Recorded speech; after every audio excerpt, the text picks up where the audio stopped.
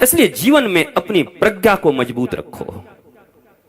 एक तरफ रावण जैसा धनवान आदमी जिसके कमोड भी महाराज सोने के हैं, सड़कें भी सोने की हैं, नालियां भी सोने के हैं, सोने के। तुम्हारे पास तो गोल्ड होंगे तो 10 ताला लगा के आए होगे लॉकर में भी। कहां है पत्नी, कहां रखी तुम्हारा? लॉकर में ना, लॉकर में सब रखी होगी। घर में भी होगा तो जमीन में गाड़ दे रहे हैं आजकल कि नजर न पड़ जाए। और उसका तो बेचारा जमीन ही सोना का था, पूरा का पूरा। पिच के बदले में, कोलतार के बदले में सोना लगवा दिया था सड़कों पर। इतना सोना था रावण के पास। और सुदामा के पास क्या था? अयाचिक वृत्ति, न मांगना, न किसी से कुछ कहना, मिल जो है उसी में मौज है। और जब पत्नी ने जोर करके भेजा और अपने पर्यंग पर, सिंहासन पर बिठा करके श्री कृष्ण जैसे भगवान इत्र से और गुलाब जल से नहीं बल्कि अपने आंसुओं से उनका चरण धो दिए, क्या था सुदामा के पास? और जब जाने लगे तो जो पीतांबरी दिया था वो भी कह दिया भैया उतार के जाओ। पहनने के लिए दिया था, ले जाने के लिए थोड़ी दिया है, वो भी उतरवा लिया, अंगूठी भी उतरवा ली। एक बार सुदामा जी के मन में आया, आदमी तो बढ़िया है, सेवा तो बहुत करता है, खिलाया तो बहुत, देने लेने में कमजोर है थोड़ा। हम लोग ऐसे ही हैं, हम यहाँ कथा करने आए हैं, खूब बढ़िया सेवा हुआ कर दो और जाते समय लिफाफा नहीं दे तो कहें कि बड़ा कमजोर हो गया लगता है ये मंगल। हालांकि ऐसा होगा नहीं, ऐसी कोई इच्छा भी नहीं है। मेरे राजेंद्र ने मेरे बेटे के रूप में जीवन भर, जब तक वो रहे, भारत के किसी कोने में मैं चला जाता तो मेरे बेटे की तरह खड़ा होकर के पहले फोन की घंटी घनघना जाती, बाबा जा रहे हैं, सब तैयारी करके रखो। ऐसा मुझे प्रेम करते मेरे राजेंद्र। आज मैं उनको याद करता हूं यहां से। ऐसा वीर सपूत मैंने नहीं देखा। दल के दलदल में मैं नहीं फंसता साहब, दल के दलदल की बात नहीं है, ये बात तो दिल की है। और यहां दल के दलदल में फंसने में नहीं आया, और दल के दलदल से ऊपर उठ करके अपने दिल के राजा राजेंद्र के पास आया हूं, जिसने जीवन भर न जाने गुरु रूप में कितनी सेवा की है, उनके द्वार पर आया। आप सब भी बड़े सौभाग्यशाली हैं। सुदामा जब बाहर निकले, मन में एक बार आया कुछ दे देता यार, पत्नी ने भेजा था। बाहर निकले तो पूरी द्वारिका सुदामा के चरणों में गिरकर जय हो संत की, जय हो महंत की, जय हो गुरुदेव। सुदामा घबरा गए, इतने लोग। कहा इस द्वारिका की नगरी में आज तक हजारों महात्मा आए, लंगोटी पहन करके आते थे और रथों के रथ सामान और सोने चांदी लेकर के जाते थे। एक अलबेला महात्मा सुदामा आया है, जिस लंगोटी में आया था उसी लंगोटी में द्वारिका से वापस जा रहा है। अरे वाह रे, जय हो तुम्हारी महात्मा, जय हो गुरुदेव। सुदामा रोने लगे, तुमने अगर एक पीतांबरी भी दे देती तो आज ये प्रतिष्ठा मुझे मिलती द्वारिका में। और जब पोरबंदर में वापस आए तो वहां भी बिल्डिंग बनी हुई थी। भगवान जब देता है तो बिना बताए देता है, और हम जब देते हैं तो 500 रुपए अगर रामायण पर भी चढ़ाएं तो ऐसे चढ़ा रहे जैसे बिजली रानी पे चढ़ा रहे हैं, ऐसे ऐसे करके चढ़ाते हैं। ये क्या है, क्या करते हो? धन का इतना अभिमान किसको दे रहे हो, किसको दिखा रहे हो ऐसे ऐसे करके? ऐसे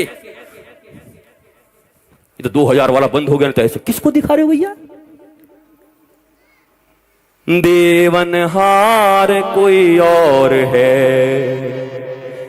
देवत है दिन रैन, लोग भरम हम पे करें या से नीचों ने।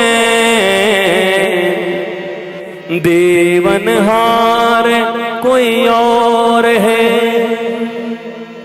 देवनहार कोई और है, देवत है दिन रैन, और लोग भरम हम पे करें या से नीचे नैन, या से नीचे नैन। देने वाला तो कोई और है, दिन रात दे रहा, लोग भ्रम हम पे करते हैं, इसलिए मैंने अपनी निगाहों को नीचे रख कर दिया है। मत दीजिए ना, भागवत जी पर अपनी श्रद्धा चढ़ाइए। फूल भी मत लाओ, केले भी मत लाओ, पैसे बिल्कुल मत लाओ। तुम जितासन आसन जीत कर बैठो। जितसंग, ऐसे किसी दुराचारी व्यसनी व्यक्ति के साथ मत बैठो जो बीच कथा के रस को भंग कर दे। तुम्हारे मन को भी कैकेयी जैसी माता जो राम को ही अपना पुत्र मानती हैं, अपने स्तनों से दूध पिलाती हैं, और एक दिन उन्हीं राम को वनवास भेज देती हैं, और अपने बेटे को गड्ढे में रख देती हैं, और अपने पति के स्वर्गवास का कारण बन जाती हैं, और अयोध्या के विनाश का कारण बन जाती हैं। एक कैकेयी इतनी प्रेमिनी, केवल 1.5 मिनट का कुसंग। मेरी मां, सत्संग मत करो वो भी चलेगा, पर कुसंग मत करना। एक बार समझ में आ जाए ना कि जब यहां बैठती हूं या बैठता हूं तो ये कुछ न कुछ ऐसा बोलता है जिससे परिवार के प्रति, संसार के प्रति, भगवान के प्रति मेरे मन में द्वेष उत्पन्न होता है। बस संग त्याग दो धीरे धीरे, पैसे दे दो, घर में आए तो मिठाई खिला दो और खुद कहो पेट में बहुत दर्द है भाग जाओ, लेकिन बैठो मत ऐसे लोगों के साथ। संग त्याग करो। जित श्वास, श्वास को जीतो, संग को जीतो, आसन को जीतो। आसन का अर्थ केवल बैठने का आसन है। एक ही आसन में बैठो तो 1 घंटे, 1.5 घंटे, 2 घंटे एक आसन में बैठो। 25 बार पैर बदल दिया होगा, इधर से उधर, ऐसे ऐसे काट रहे हैं, ऐसे हो रहा है। बोला ये तो छूट ही नहीं रहा है। 8 बजे, 8:30 बजे आया क्या 12 बजे आएगा? 12 बजे तक कोई कथा सुनता है क्या?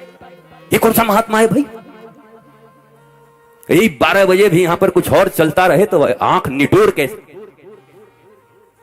नई फिल्म है, हाँ अभी यहीं पे चला दो कोई बढ़िया सा फिल्म जो बिल्कुल आज रिलीज हुई हो और एक जनता चली जाए, अपने पैसे से चाय खरीद के लाके कॉफी पी के देखेगी, नींद ना आ जाए, कोई सीन न छूट जाए। पर ये सब मुफ्त का है।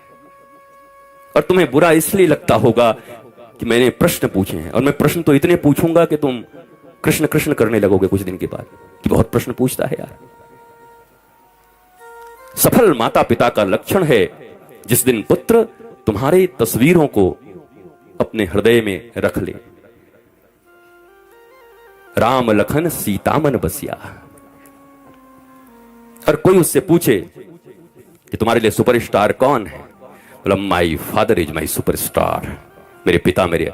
और तुम्हारे लिए सुपरस्टार? बोला माई मॉम, मेरी मम्मी मेरे लिए सुपरस्टार। तो समझ लो भारत बदल गया, 16 संस्कार जग गए।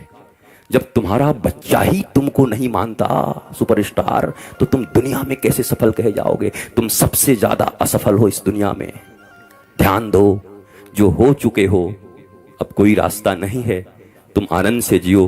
पर जिनके पास चांस हैं तुम माता पिता बनोगे। अभी से सुन लो मेरे प्यारे बच्चों, तुम भी कभी माता पिता बनोगे तो प्रारंभ से अपने बच्चों को ऐसी संस्कृति देना, ऐसा संस्कार देना कि माता पिता गुरु और राष्ट्र का सेवक निकले, पूरे राष्ट्र की सेवा करे, माता पिता प्रसन्न रहें, समाज उससे प्रसन्न रहे। और ये सब तुम्हारे हाथ में, तुम बना सकते हो। नहीं तो ये अंधी दौड़ चलती रहेगी, कहीं तो कोई तो रोकेगा, कहीं से तो नई शुरुआत होगी।